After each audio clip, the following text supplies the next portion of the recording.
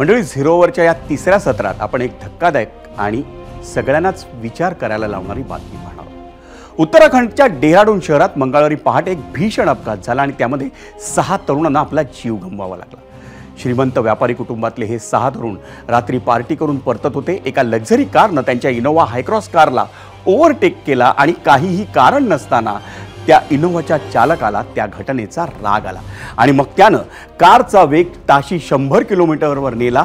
पण एका चौकात एक ट्रक व्यवस्थित जात होता, त्या ट्रकवर ही इनोव्हा आदळली आणि 7 पैकी 6 जणांचा जागीच मृत्यू झाला। मंडळी, हा अपघात इतका भयंकर होता की 2 जणांचं शरीर हे धडापासून वेगळं झालं। मृतांमध्ये 2 तरुणींचाही समावेश आहे। हे सर्वजण 20 ते 22 वर्षांचे होते आणि जो तरुण कार चालवत होता ना, तो अजूनही ICU मध्ये मृत्यूशी झुंज देतोय। कारचा तर अक्षरशः चेंदामेंदा झालाय। मंडळी, झिरो ओव्हरमध्ये ही बातमी दाखवण्याचं कारण म्हणजे भारतात रस्ते सुरक्षा आणि नियमांचं पालन यांची स्थिती अतिशय चिंताजनक आहे।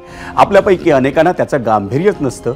काही लोकांना तर नियम मोडणं म्हणजे शौर्याचं लक्षण वाटतं आणि त्यामुळेच रस्ते अपघातातील मृत्यूंमध्ये भारत जगात पहिल्या स्थानावर आहे। 2023 साली आपण 2.25 लाख नागरिक रस्ते अपघातांमध्ये गमावले।